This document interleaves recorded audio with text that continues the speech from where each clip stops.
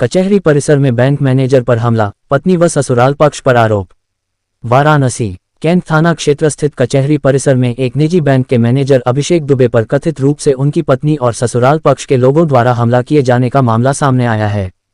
पीड़ित के अनुसार जमानत संबंधी कार्यवाही पूरी कर लौटते समय गेट नंबर 3 के पास उन पर ईंट पत्थरों और अन्य वस्तुओं से हमला किया गया, जिससे वह गंभीर रूप से घायल हो गए। मौके पर मौजूद लोगों और अधिवक्ताओं की मदद से उन्हें बचाया गया तथा उपचार के लिए अस्पताल भेजा गया। पीड़ित ने पत्नी सहित कई लोगों के खिलाफ तहरीर दी है।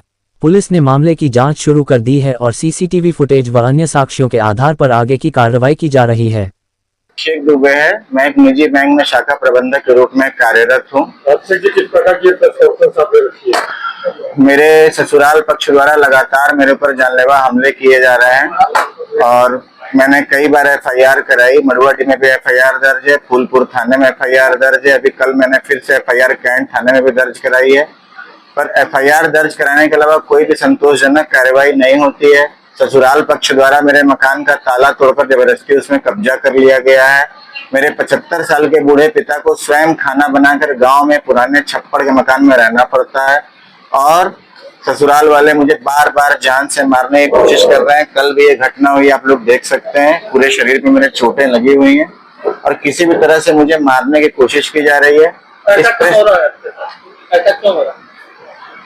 ससुराल पक्ष मेरे ऊपर लगातार दबाव बना रहा है कि मेरी संपत्ति हस्तांतरित कराने के लिए। वो लोग बार बार ये दबाव बना रहे हैं कि आपका जो भी मकान है DLW में, आपकी जो भी खेती बाड़ी की जमीन है, जो भी स्व अर्जित संपत्ति है, वो सब बेचकर पैसा उनको चाहिए, वरना मुझे मेरी जान से हाथ धोना पड़ेगा। उनको पुलिस से कोई डर नहीं है। उनका कहना है पुलिस मेरा कुछ नहीं बिगाड़ सकती, आपको जितनी एफआईआर लिखानी है लिखाइए, एक दिन आप मारे जाएंगे और आपका 75 साल का पिता घूम घूम के बाइट आप लेना चाह रहे हैं। ससुराल पक्ष दबाव बना रहा है कि आपकी पत्नी बना रही है? सब मिल के बना रहे हैं। पत्नी के माध्यम से पहले ससुराल पक्ष बना रहा था, ससुराल पक्ष भी खुल के सामने आके बना रहा है। ये चीजें पहले से हो रही थी। आप किसको मानते हैं, पत्नी को या ससुराल पक्ष? भाई जिससे शादी हुई है जीवन साथी के रूप में, अगर वही नहीं सही है तो फिर बाकी लोगों को क्या दोष देना। प्राइमरी अक्यूज तो मेरी पत्नी है और बाकी ससुराल पक्ष भी साथ में। शादी मेरी 2012 में हुई थी, नवंबर में। आपकी कितना बेटा है? जी, एक बेटा है मेरा 9 साल का, इस समय 9 साल का। पत्नी ऐसा क्यों कर रही है? धन लोलुप महिला है। वो शादी के बाद उसने तुरंत ही घर से अलग होने का दबाव बनाना शुरू किया। क्या उनका कहीं अफेयर है? हाँ, मेरे बेटे ने बाद में बताया कि घर में अलग अलग पुरुषों का आना जाना था। मैंने हेल मेल मित्रों से बात की तो उन्होंने कहा कि सुरक्षा की दृष्टि से आप घर में कैमरा लगवा लीजिए, वरना कभी भी आपके साथ कोई घटना घट सकती है। 27 दिसंबर 2025 को मैंने अपने घर में कैमरा इंस्टॉल करने की कोशिश की, जिसके लिए मुझे भयंकर गालियां दी गई, मारपीट किया गया। मुझे दिन भर में 6 बार 112 की पुलिस बुलानी पड़ी, किसी तरीके से भी कैमरा इंस्टॉल नहीं हो पाया। और 28 दिसंबर की रात को 2 बजे मेरे साले, दोनों सालों के और मेरे ससुर के, सास के और मेरी पत्नी के और उनकी बड़ी बहन के सहयोग से रात को 2 बजे जबरदस्ती मेरे पर एफआईआर लिखा दी गई कि मैंने उनसे दहेज मांगा है। मैंने अपने बरसों की पूरी तनख्वाह उनके खातों में ट्रांसफर की है। मैं क्यों किसी से दहेज मांगूंगा? ये स्थिति इस तरह की है कि आज भी मैं अपना घर छोड़कर रह रहा हूँ और वो लोग मेरे घर पे काबिज हैं और मुझे जान से मारने की और झूठे मुकदमों में फंसाने की धमकी देते हैं। मेरे 75 साल के पिता जो लीवोसोराइसिस के पेशेंट हैं, खुद ठीक से चल नहीं पाते हैं, उनके ऊपर दहेज प्रताड़ना का मुकदमा डाला गया है। मैं माननीय मुख्यमंत्री योगी, कल मैं कोर्ट के किसी कार्रवाई के सिलसिले में कचहरी गया था, जहां मुझे कुछ कागजों पे सिग्नेचर करने थे। मैं अपने सहकर्मी विवेक पांडे के साथ कचहरी परिसर में था।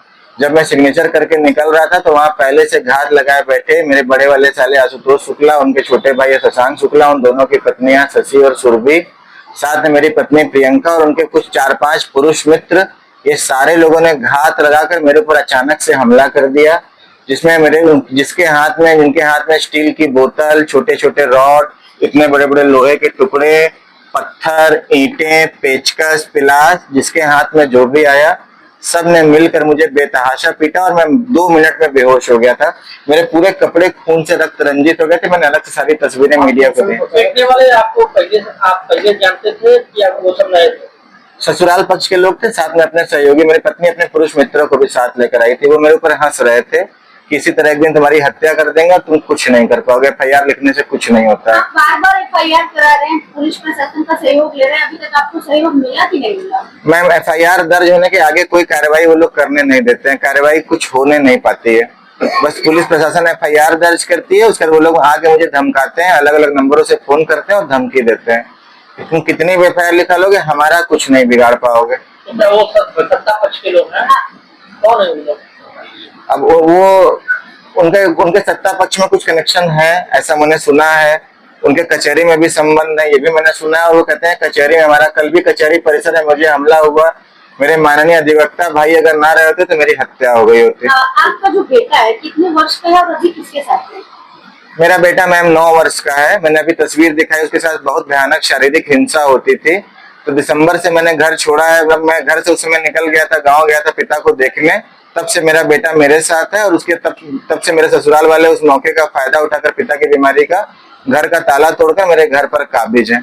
वहाँ कभी भी आप जाओगे तो मेरी सास निर्मला देवी, उनकी बड़ी वाली बहू शशि शुक्ला, मेरा साला जो खुद पास्को का मुजरिम है भाईवेलुपुर थाने में आशुतोष शुक्ला, और उनका पूरा परिवार वहीं रहता है। और हम लोगों को जाने पर धमकी देती है कि यहाँ दोबारा आए तो जान से मार दिया जाएगा।